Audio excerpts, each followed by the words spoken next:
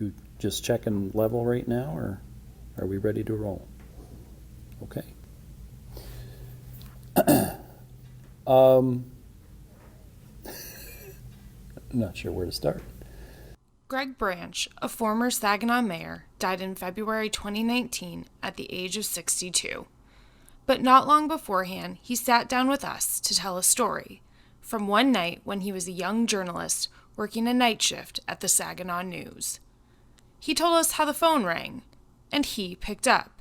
So I said Saginaw News Sports, and this voice on the other end said, I want to report a murder.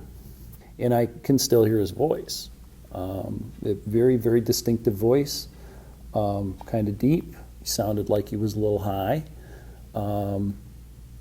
And it was just a little weird. So I hung up the phone and I thought, this is probably a prank. It was no prank. This is Michigan Crime Stories.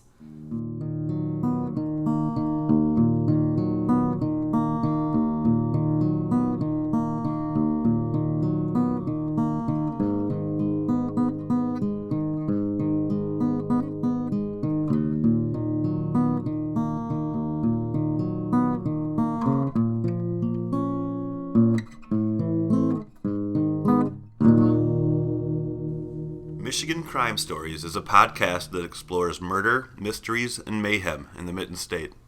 Criminal behavior has always enthralled us. It's when societies determine what is and isn't allowed.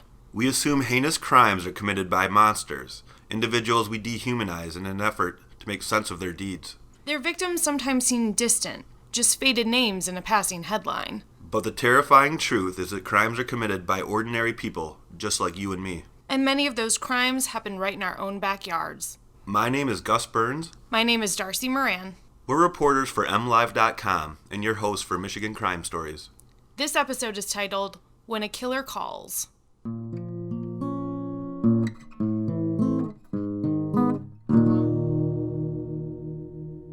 The calls started coming before the body was found. The body of Charlene Johnson Lane, that is. In 1978, Johnson Lane was a 28-year-old woman. She was married but separated, and family said she'd put days of partying with the wrong people behind her. She was a churchgoer, a choir singer, and she wanted to move to LA to work in her brother's antique shop. But for the time being, she lived with her poodle in Saginaw. Once the home of lumber barons, it was a busier urban area at the time, thanks to General Motors. Johnson Lane lived in an apartment in a house on Walnut Street, on the populous east side. It was less than 2 miles from the gray and green windowed Saginaw News building, where then 21-year-old Greg Branch took the first call. It was Sunday, February 12th, 1978. As per usual at that hour, the part-time sports reporter and the night watchman were the only people there, the only ones to answer the ringing phone.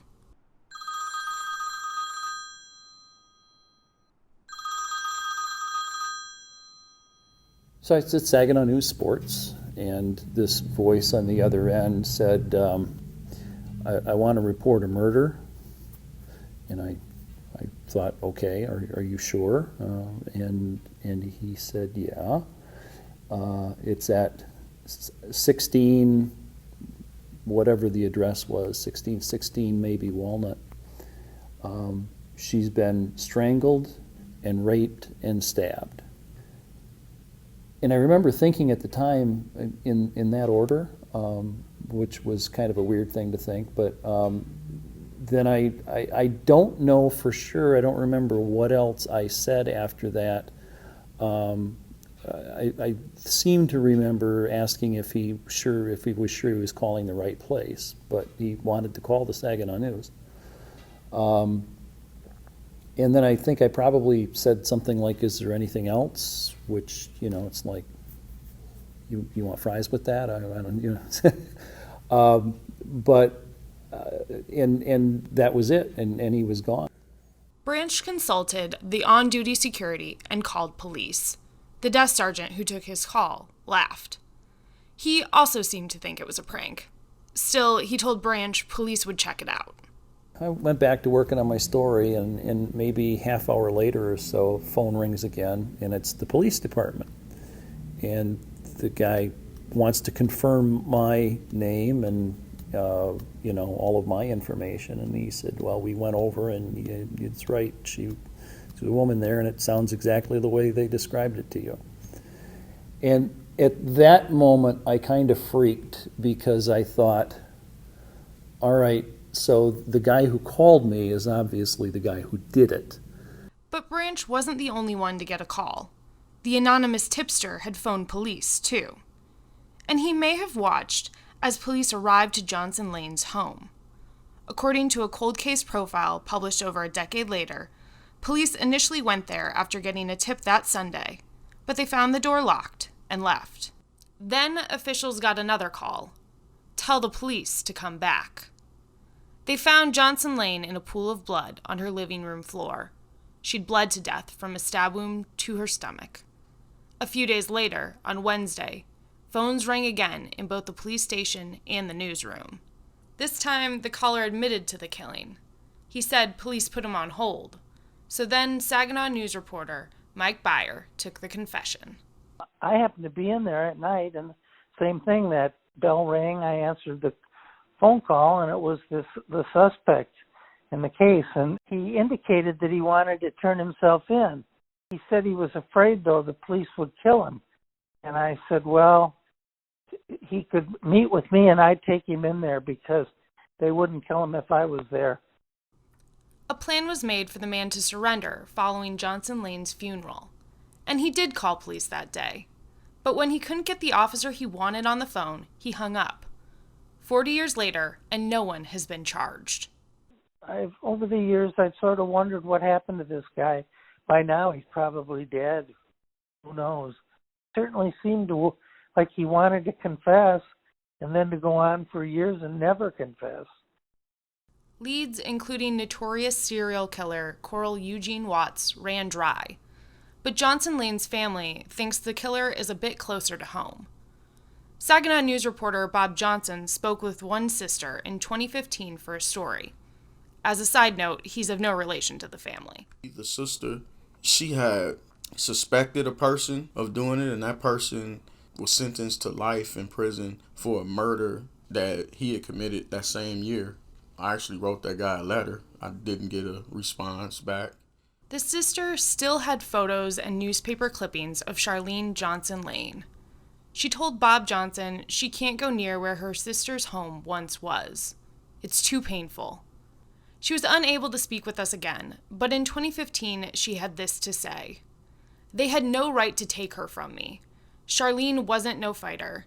She wouldn't fight nobody. I hope they solve this case. Police, for their part, said they can't say much yet.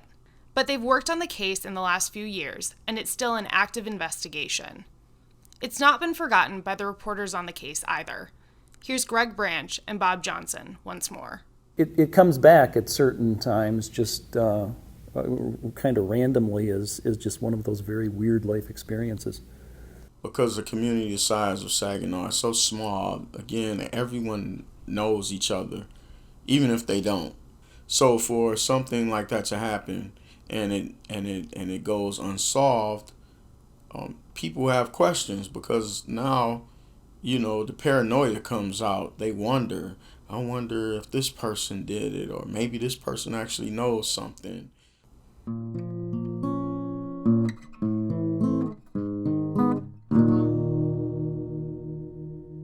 This is Darcy Moran with Michigan Crime Stories, and I'm sitting here with my co-host, Gus Burns, and on the phone we have Saginaw News reporter Bob Johnson, whose reporting was key to telling this story, with the exception of some audio from Mike Byer and a call to police. This story is completely based off his reporting in 2015 and touching base in 2018 as well. Welcome, Bob. Thank you for having me, Darcy. Hey, Gus.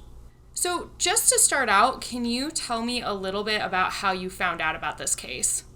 Well, I found out about this story because I was talking to Greg Branch, who was a sports reporter for the Saginaw News in the late 70s, early 80s, and he went on to become the city's mayor.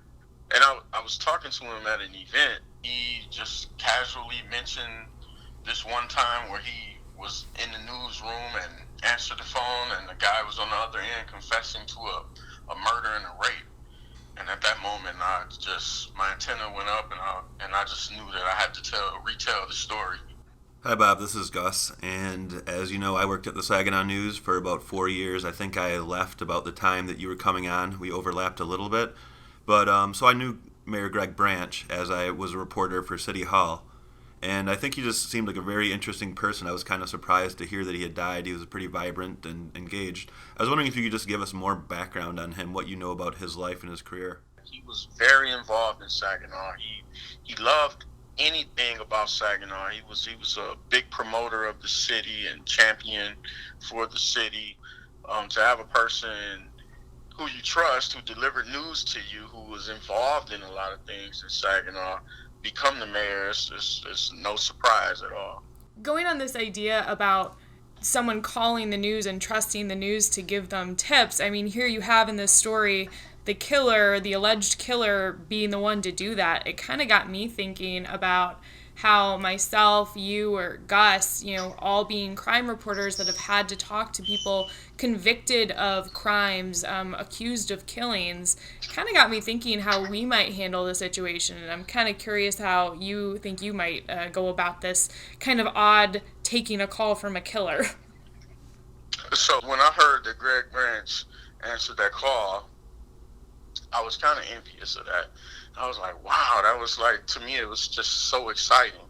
Even though it was a tragic event, it was just like, wow, as a journalist, your blood gets to flowing a little bit. If I had that call right now,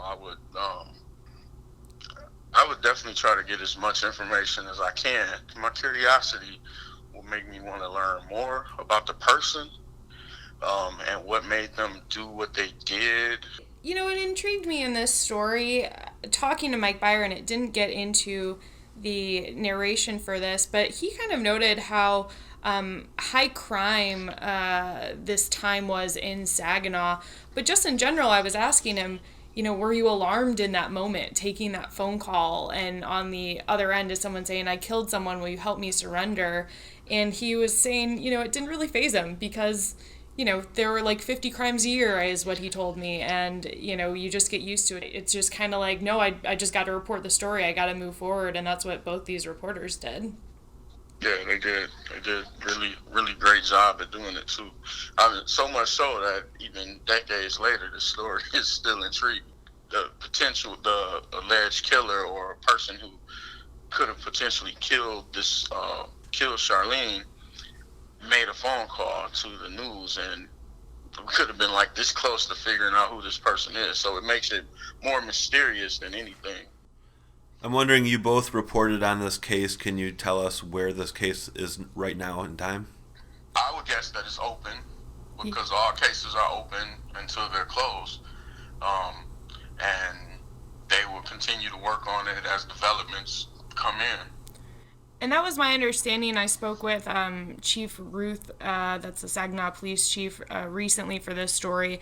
And like we noted in the story, they said they couldn't say much, but I did get the idea that they are making progress on this. So I think this will be something interesting to watch in coming years, and hopefully we get some answers here. Just switching finally, Bob, and then we can let you go. I wanted to ask, this is an interesting story about someone calling, the news instead of police. What do you think this tells us a little bit about the relationship between the public and media? It shows in this case that the media is trusted. They are a trusted source for people.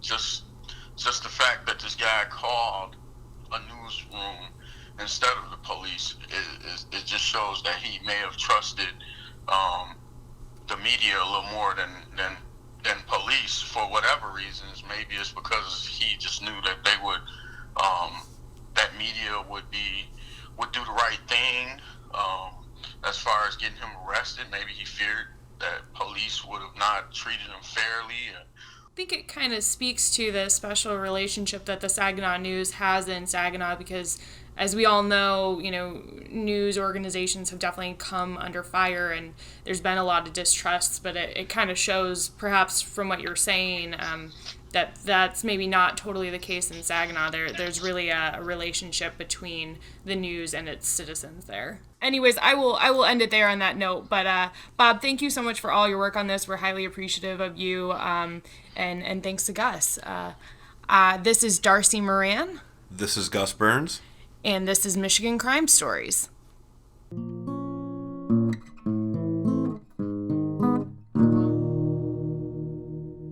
Thanks to the late Greg Branch for speaking to us. Also, thanks to the Saginaw Police Department and Mike Byer. If you know a crime story you want to know more about, give me a shout at dmoran@mlive.com. Again, that's DMORAN@mlive.com. I'm Darcy Moran, and this is Michigan Crime Stories.